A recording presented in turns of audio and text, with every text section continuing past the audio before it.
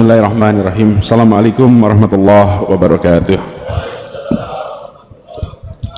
Pagi ini saya sungguh bersyukur sekali bisa bersujud di Masjid Jogokarian yang legendaris ini, sebuah masjid yang menjadi contoh, yang menjadi rujukan bagi semua.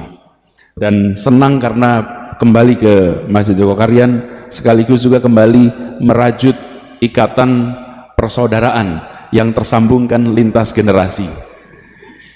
Banyak yang tadi diceritakan oleh Pak Jazir adalah hal yang juga baru bagi saya, karena pada saat itu saya masih terlalu kecil untuk memahaminya. Jadi saya tadi mendengar ketika di kantor Pak Jazir cerita, Masya Allah ada banyak sekali catatan, dan ini menjadi hikmah bagi kita semua, bahwa apapun yang kita kerjakan hari ini bisa berdampak lintas waktu, dan mungkin anak-anak dan cucu-cucu kita di kemudian hari yang baru mendengar ceritanya.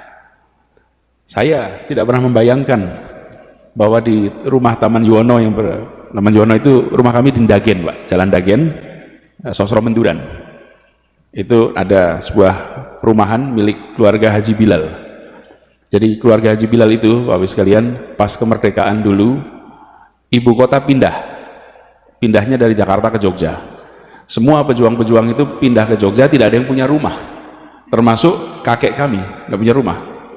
Haji Bilal menyiapkan rumah lebih dari 40 rumah, 20 di Taman Juwono, terus 20 lagi di belakangnya Malioboro Mall itu, dan ada beberapa tempat lainnya.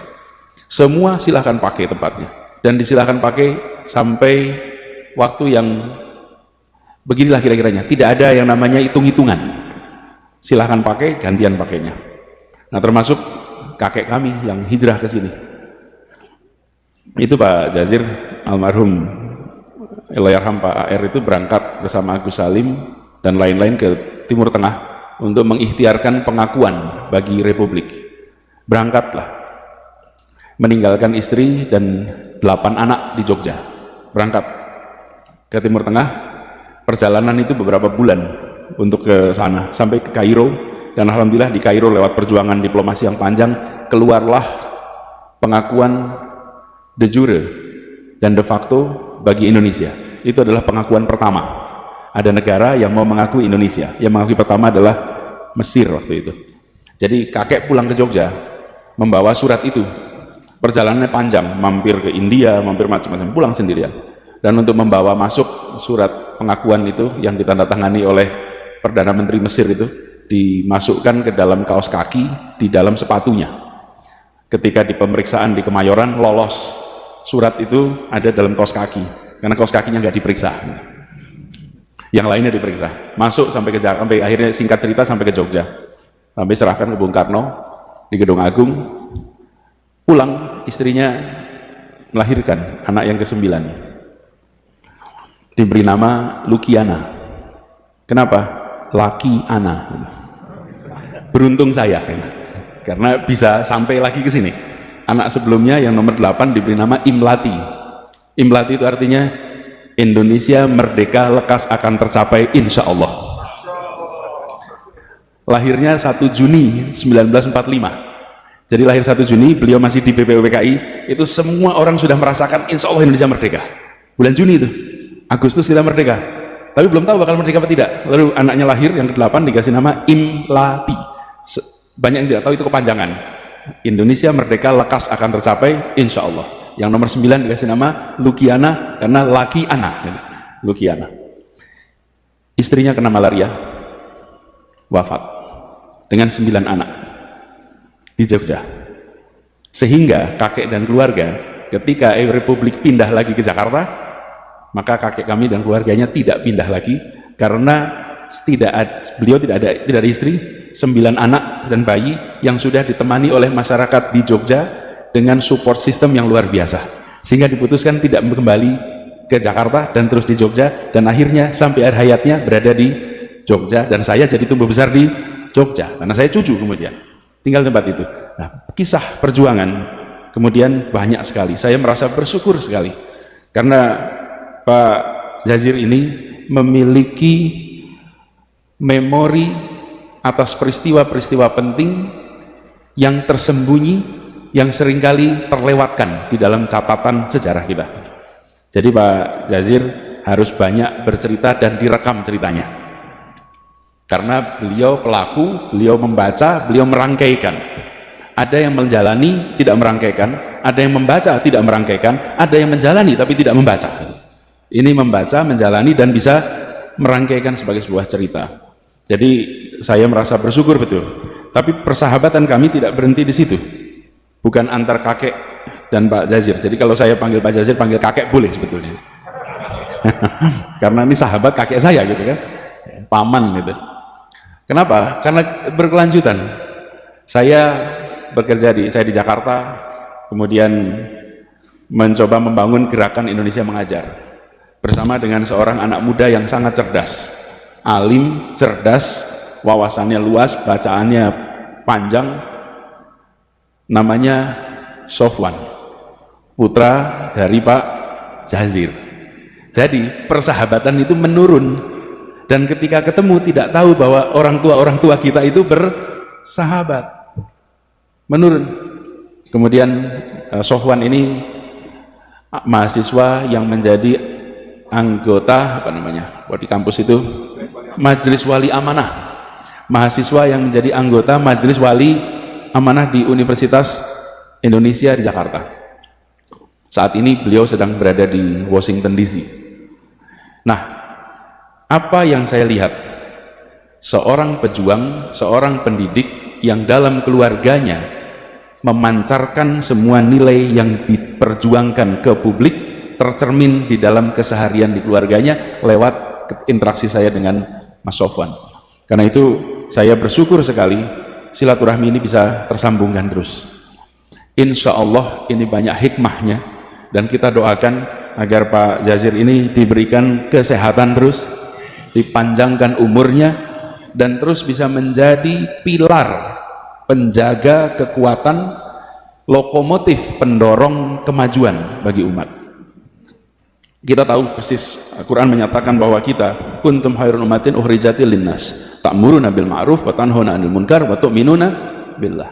Kita ini adalah umat yang terbaik. Tapi umat yang terbaik ini adalah bukan status. Umat yang terbaik itu adalah yang harus diperjuangkan. Diperjuangkan, kehormatan, tanggung jawab yang harus diperjuangkan.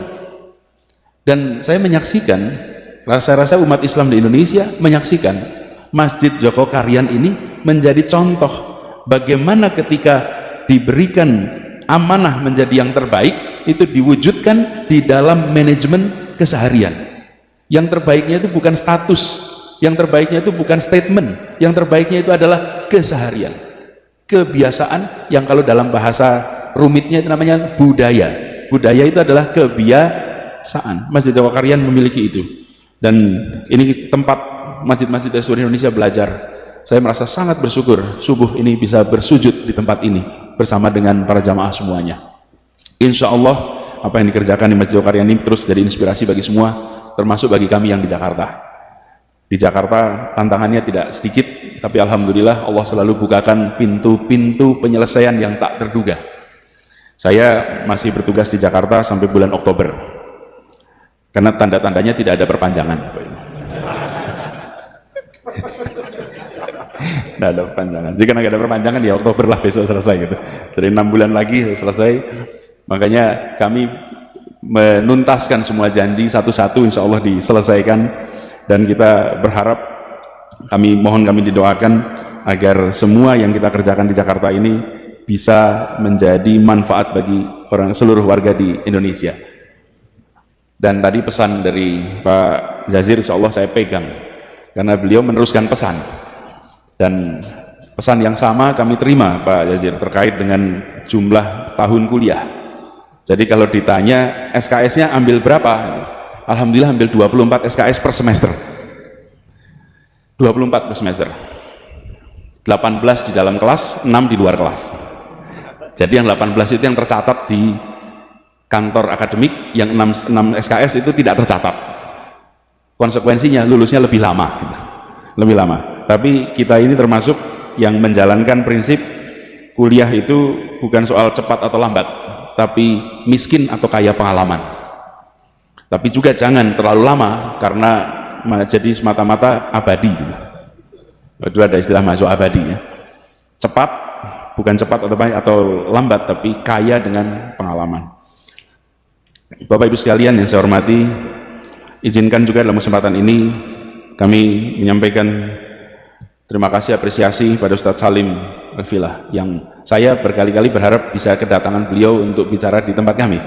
Akhirnya malah kesempatannya mendengarkan langsung di sini gitu.